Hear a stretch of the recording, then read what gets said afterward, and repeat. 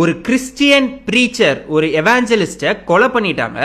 அவரோட வைஃப் வந்துட்டு கொன்னவனை வந்துட்டு நான் மன்னிச்சிட்டேன் அப்படின்னு சொல்லி இன்னைக்கு சொல்லியிருக்காங்க.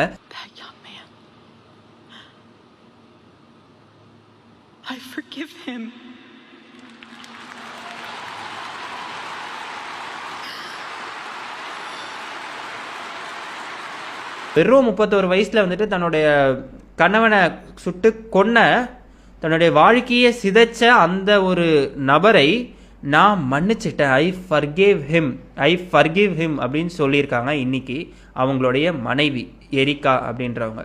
So this is what Christ stood for, this is what Christ all Christians should stand for. அதாவது வந்து மன்னிக்கணும், உடனே வந்து எல்லாத்தையும் மன்னிச்சு விட்டுணுமா, நம்ம வந்து அடி வாங்கிட்டே இருக்கணுமா அப்படின்னு கேட்டால் கிடையாது. ஆனால் ரிவெஞ்ச் இஸ் மைன் அப்படின்னு சொல்லி காட் சொல்லியிருக்காரு.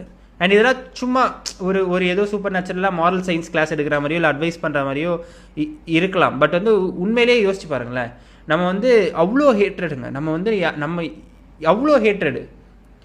ஒரு பெண் வந்துட்டு தன்னுடைய 31 வயது மட்டும் தான் ஆகுது, 2 குழந்தைங்க இருக்காங்க, அவங்கள அந்த சுட்டு கொன்னவனை வந்து மன்னிக்க முடியுது அப்படின்னா நம்மளால ஏன் பக்கத்து வீட்டுக்காரனை மன்னிக்க முடியாது?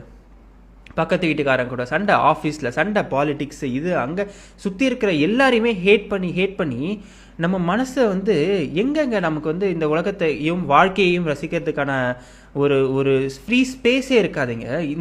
இந்த பேகேஜ், இந்த ஹேட்ரடே உங்கள் ஹார்ட்டை வந்து நம்ம ஒரு நங்கூரம் மாதிரி அப்படியே கீழே பிடிச்சி இழுக்குது. அது உங்களுக்கு புரியுதா? ஸோ நம்ம அடுத்த தலைமுறையினர் வந்துட்டு கிறிஸ்டியன்ஸு அதெல்லாம் விட்டுருங்க, எல்லா மனிதர்களுமே வந்துட்டு மனசில் வந்துட்டு ஹேட்ரடெல்லாம் விட்டுட்டு they should start forgiving more and start loving more. And அந்த வீடியோ வந்து நான் கடைசியில் போடுறேன்.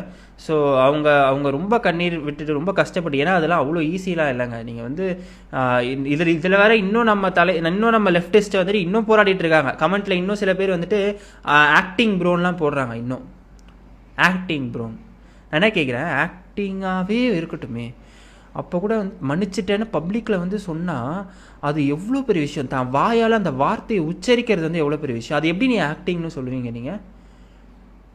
எனக்கு தெரிலங்க. நீங்கள் வந்து இந்த லெஃப்டிஸ்ட் போகிற போக்க பார்த்தா இவங்களுக்கு வந்து கடவுள் நம்பிக்கை இருந்தால் நாங்கள் சுற்றுவோம், உன்னை கொலை பண்ணிடுவோம், ஜீசஸ் கிரைஸ்ட்டை பற்றி பேசினா உன்னை சுற்றுவோம், கொலை பண்ணிடுவோம், இதே வந்துட்டு ஃபேமிலி வேல்யூஸ், ட்ரெடிஷன் இதெல்லாம் பற்றி பேசினா உன்னை சுற்றுவோம், கொலை பண்ணிடுவோம், மாடர்னிசம், மாடர்னிட்டி என்னமோ ஒன்று நீங்கள் பண்ணிட்டு போங்க, அதையே எல்லார் மேலேயும் திணிக்கிறீங்க. ஒரு நெட்ஃப்ளிக்ஸ் சீரீஸ்லேருந்து மீடியாலேருந்து எல்லா இடத்துலையும் வந்துட்டு இந்த லெஃப்டிஸ்ட் எல்ஜிபிடிக்கு எல்லா கன்றாவையும் இதில் இருக்குது.